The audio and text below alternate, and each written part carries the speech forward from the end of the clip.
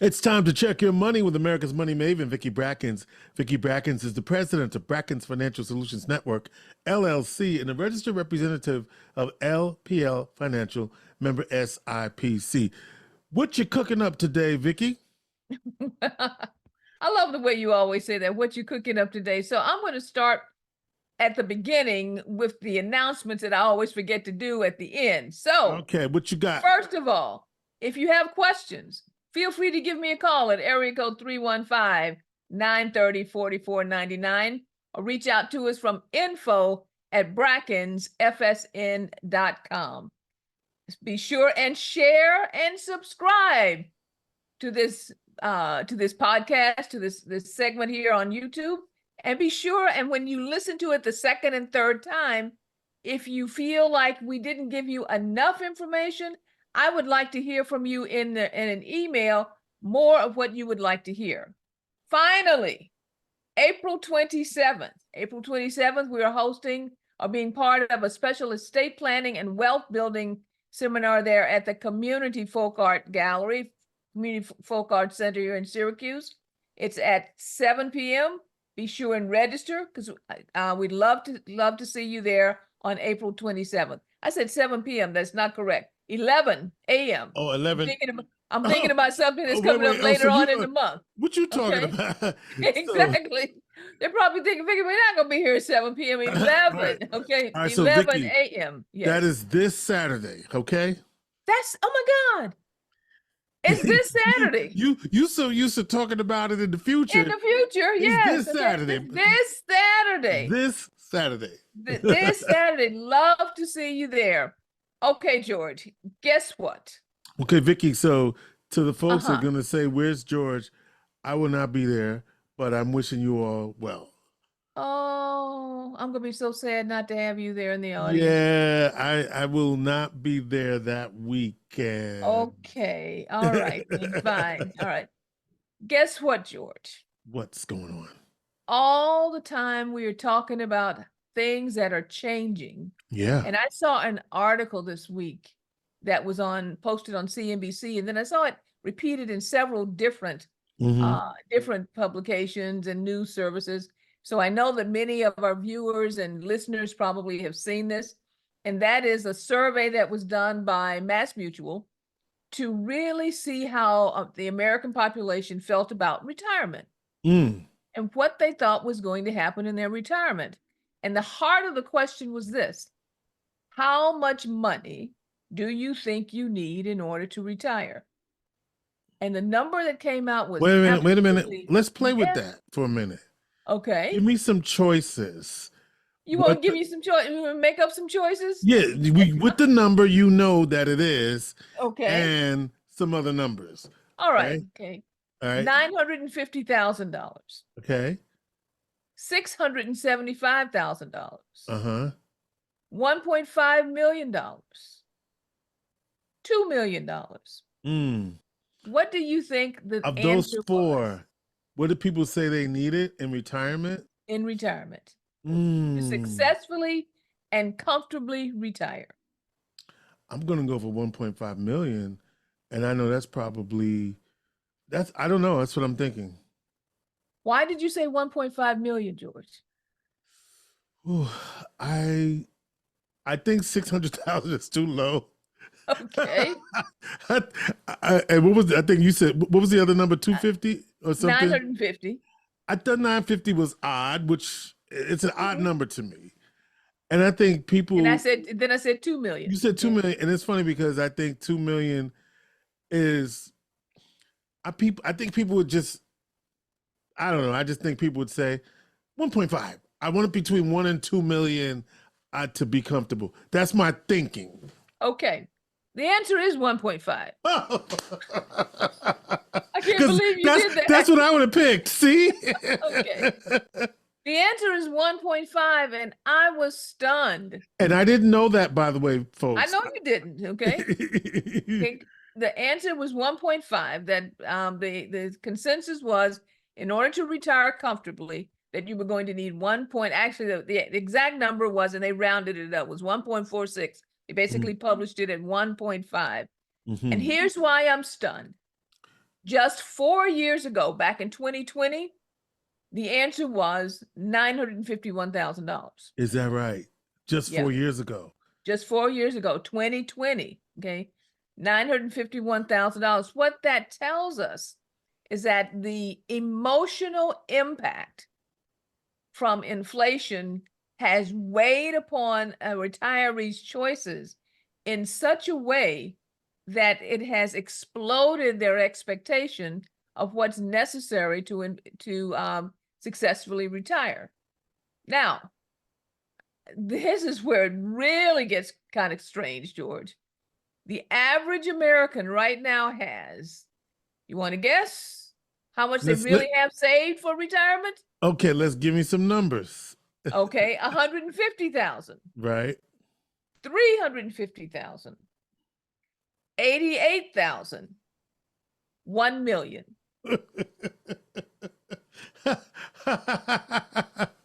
I'm gonna go low on this one. I'm gonna say 88,000. You were right again. Oh my God! George, I'm take you down to turn yourself. You are right again. Wow. So the belief is I need 1.5. But I got 88. But I've got 88. Dang. So if the average American believes they need 1.5, and at this point they have 88, what a disconnect. But here's where the even bigger disconnect is in understanding what that 1.5 really represents. Does it represent really a lump sum of cash or assets or investments sitting in an account at the time I retire? Or does it represent the equivalent amount of money that I need for generation of income in order to create the income stream I need in retirement? And here's where it becomes even more important for us to start having very serious conversations with our politicians. And you go, how do we go from money over to politicians? Well, okay, currently it appears, based on the math of things, and it really is just a math problem, that in 2040, basically, somewhere between 2035 and 2040, we're going to have some serious issues on the Social Security system. The Social Security system represents a huge bucket of cash that most Americans have earned and been putting away for their retirement. If that math is not working properly, then the ability to create the income stream for many Americans is going to be severely disrupted when we start looking at the fact that we only have 88,000 saved and we think we need 1.5 million. It's the cash flow generated from that asset that is what sustains us. It's like, that's where my paycheck is coming from. So here's some things that, I usually just talk about theory, but here's some things I want you to do. First of all, understand the math of things. When we talk about sustainable income against an asset, what we're saying is that what level of distribution can we get from this asset to create an ongoing paycheck to me for the rest of my life while I am in retirement? The rule of thumb is anywhere from 4 to 4.5% distribution rate. That means for every million that you have, you probably can generate on a sustainable basis $45,000 a year. Not $100,000 a year where people say, I'm taking out 10% per year. You're going to run out. Not $150,000 a year because I'm going to take out 15% a year. You definitely going to run out and run out fast. It's about $40,000 to $45,000 per year, because you have to look at the fact that as you're taking it out, you're more than likely have that money out in the market someplace to regenerate. And we don't have perfect returns throughout that time period. There's going to be some plus years, going to be some minus years, some other things that are happening. So to look at it on a conservative basis, $40,000 to $45,000 a year. Well, most of us are not living on $45,000 a year. We're living on about double that. So your Social Security payment is the next leg of your retirement income that is extremely important and must be sustained and must be stabilized and grow over your working years as you go in and there as you go into retirement. So I want you to stop right now and write down this question. And every time a politician comes to talk to you and ask you for your vote and ask you for your donation, this is what I want you to ask them.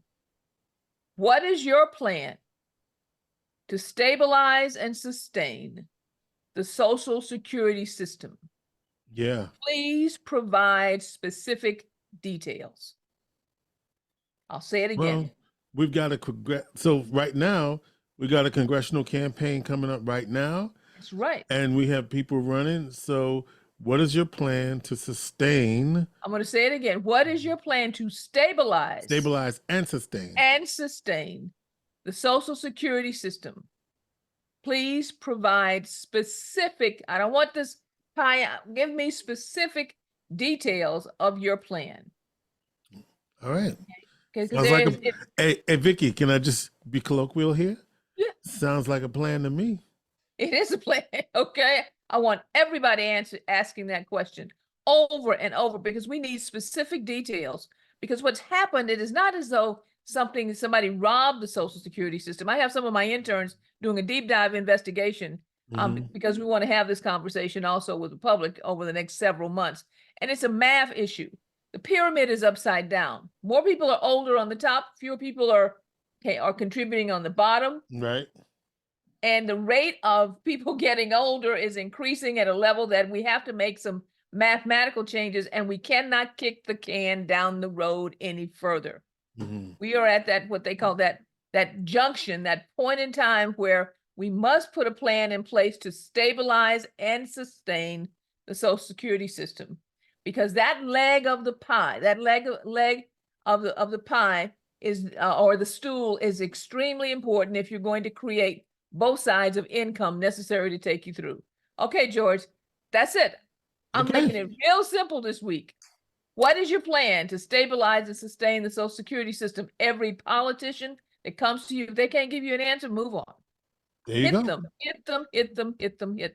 This is what we need right now.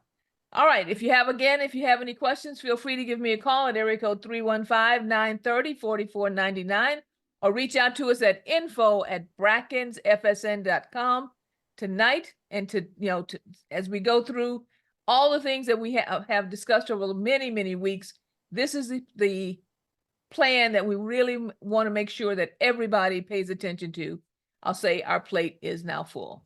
All right. Vicki Brackens is the president of Brackens Financial Solutions Network, LLC, and a registered representative of LPL Financial, member SIPC. She is America's money maven.